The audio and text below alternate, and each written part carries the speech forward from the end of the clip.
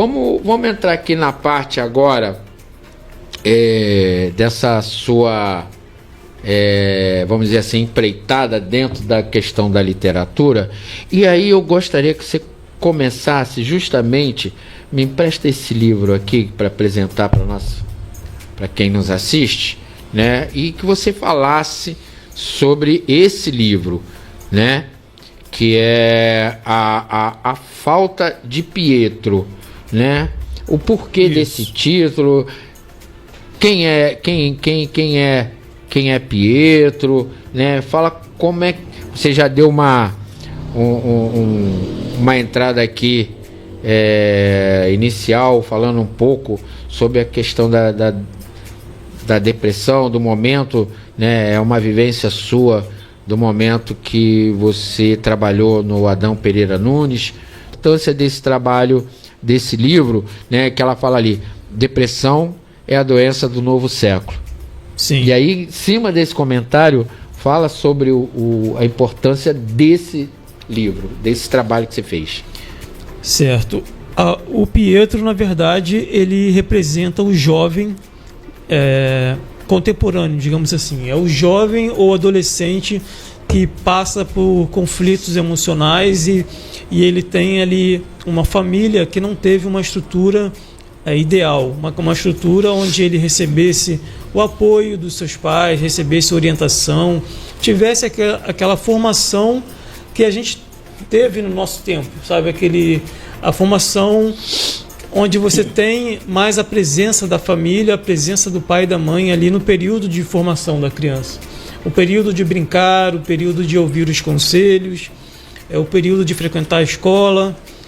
Todas essas etapas são importantes. O período de produzir arte é muito importante para o desenvolvimento da sensibilidade dele, a capacidade crítica dele e também a capacidade dele se autoconhecer.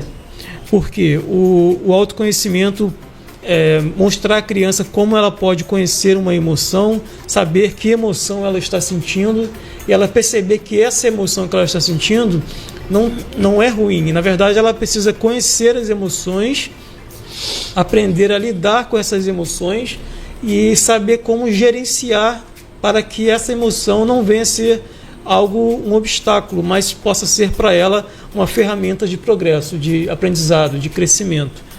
No caso, o Pietro é um jovem que ele ali não consegue lidar com essa questão do bullying, a questão da depressão, da falta da família.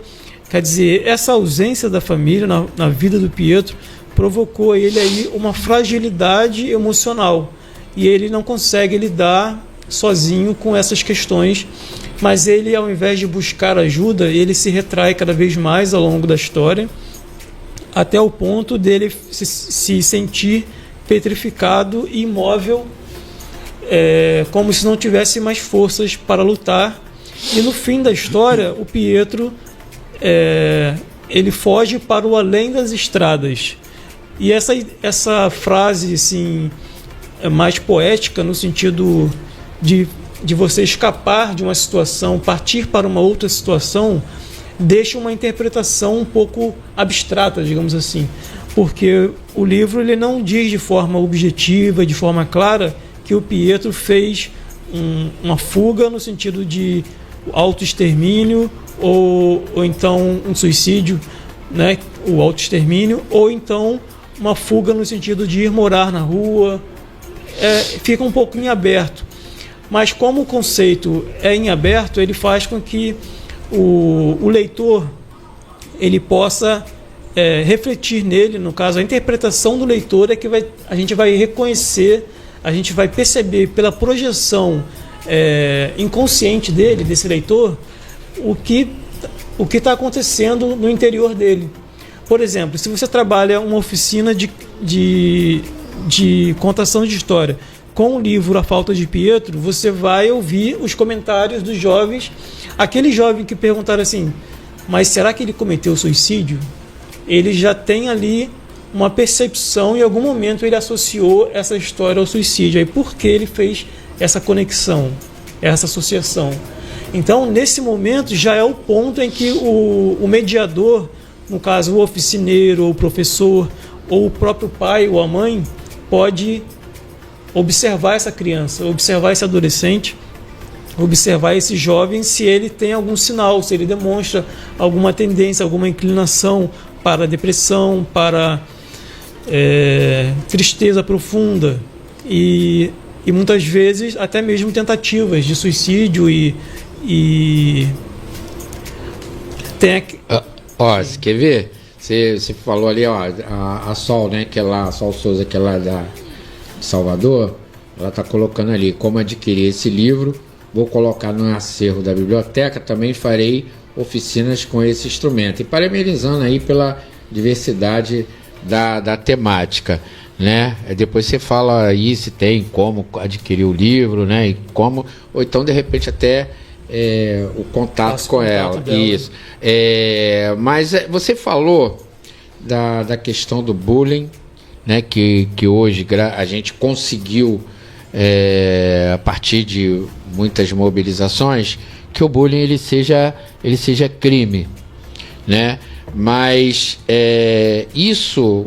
a questão da mediação, como você falou,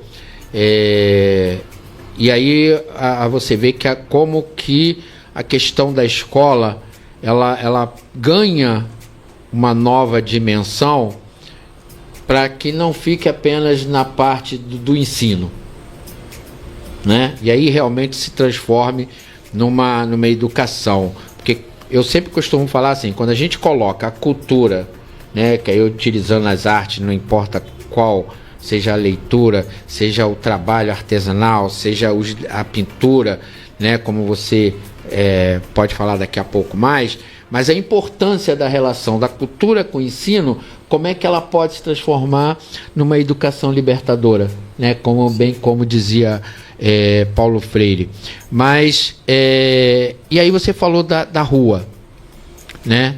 Eu trabalhei um tempo com população de rua, principalmente os jovens, e aí eu vou falar uma cena e gostaria que você comentasse até um pouco sobre essa questão do Pietro.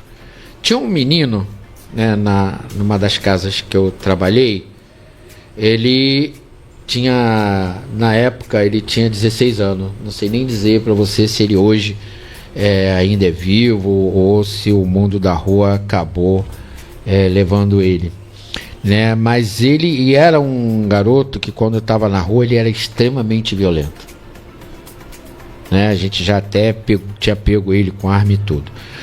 E ele teve um momento que o pessoal, apostando nele, levou para esse abrigo, para essa casa, onde os jovens ficavam e fim de semana ia para casa. Só que ele não tinha como ir para casa, devido à forma como a família mesmo se distanciou dele, achando que não tinha solução.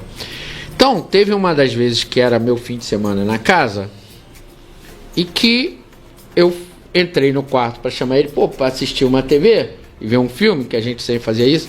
E ele, quando eu vejo, ele estava no canto da casa brincando com carrinhos, né? E aí, primeiro momento, eu fiquei olhando e depois eu comecei a refletir, né? Você vê, um garoto que, quando está na rua, né, o dito hoje é o bicho, possível de práticas de qualquer tipo de violência.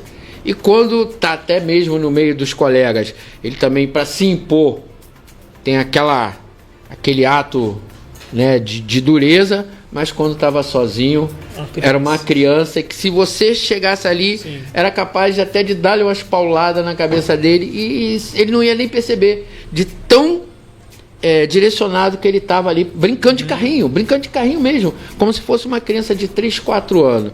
E aí, o que você pode, de um cenário desse, né, se tivesse na escola e observasse uma criança, que tipo de coisa a gente poderia falar do Fábio? Sobre o Fábio. Então, todos nós passamos por fases, né? No caso, a criança ela se desenvolve e precisa passar a experienciar por essas fases. Então, provavelmente ele ainda tem essa necessidade, né? da fase do brincar, do lúdico, porque essa fase do lúdico, da criatividade, isso tudo é uma etapa do nosso processo de desenvolvimento, que inclusive a literatura vai trabalhar muito bem, né? A questão do lúdico, do imaginário, você buscar referências ali na literatura, para você poder construir a sua personalidade. Você constrói à medida das suas vivências e também do contexto em que você vive, mas também da coleção de informações que você vai adquirindo. Então, eu acredito que trabalhando um livro desse com o Fábio, o nome dele, né? E a gente percebendo aí essa necessidade dele, eu acredito que há uma necessidade de se buscar uma ajuda psicológica, né?